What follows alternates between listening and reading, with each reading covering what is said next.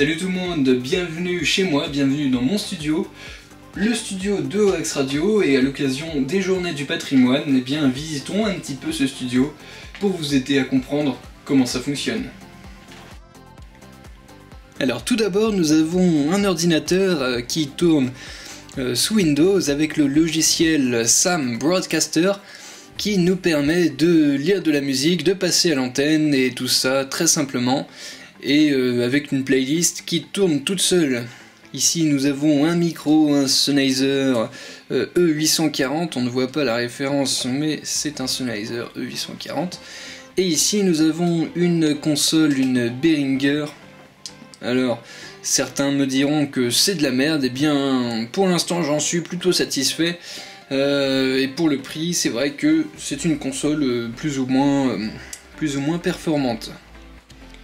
Alors attendons-nous quelques secondes sur cette console pour vous aider à comprendre comment cela fonctionne chez moi. Alors tout d'abord, sur cette tranche-là, j'ai mon micro. Donc en XLR, vous vous en foutez royalement. Ici j'ai une entrée, donc c'est une entrée auxiliaire, par exemple je branche souvent mon téléphone sur cette entrée-là, je vais y arriver. Ici c'est mon retour Sam Broadcaster, donc c'est en fait pour écouter en direct ce que mon ordi diffuse. Donc par exemple en ce moment c'est du Avicii quelque chose. Donc si je démute ça et je monte, j'ai du son. Ça j'utilise en général sur le FX ici, que je monte là, que j'ai des mutes et j'ai d'autres enceintes à côté que je peux allumer. Hop. Et je monte ça et voilà. Comme ça les personnes qui sont au master là-bas n'entendent pas ma musique. Par exemple, si je démute ça, j'ai ici ma musique, alors que là, j'entends, mais je n'ai rien. C'est pour éviter de rebalancer sur le live la musique que je peux écouter pour vérifier. Ici, j'ai mon entrée ordinateur, donc c'est là que vient tout le son de Skype, etc., etc. Les vidéos s'il y en a. Et enfin ici, c'est pour mon propre plaisir personnel quand je suis, par exemple, sur mon lit et que j'ai envie de brancher la musique sur les enceintes, donc ça c'est juste le câble qui est un peu plus long. Voilà. Et ici c'est mon micro qui est là. Je démute ça. C'est pour envoyer mon micro sur Skype. Voilà, très simplement, voici ma console. Un petit bouton on-air fabriqué par mes soins avec une vieille boîte de cassettes, avec un vieux phare de vélo, et puis que je peux allumer ou éteindre à volonté grâce à, on va dézoomer, cette autre cassette. Voilà, c'est génial, ça fonctionne. Et enfin Sam Broadcaster, donc comme son nom l'indique, broadcaster, donc il fait du broadcast.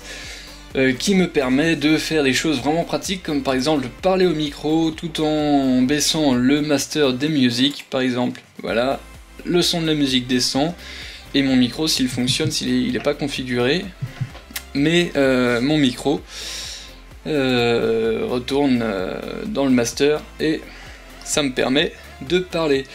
Enfin, je parle de mon micro, mais en gros c'est ma console qui fait office de micro hein, avec Skype et tout ça. Donc le crossfade se fait automatiquement, c'est génial, j'ai une playlist, je fais ce que je veux, j'ai l'horloge, etc., etc. Tout ce qu'il faut pour de la radio, et tout ça, très simplement. J'ai plus qu'à appuyer sur le bouton ici, et cliquer sur play, et ça partira sur les ondes de OX Radio. Et nous voici maintenant dans la partie que vous ne verrez normalement jamais. Nous voici sur la partie réservée à l'administration du site de OX Radio. C'est tout simplement magique, hein. Voilà. On a de belles images faites par les soins du webmaster, hein. Je ne lui envoie pas des fleurs parce que c'est moi qui les fais.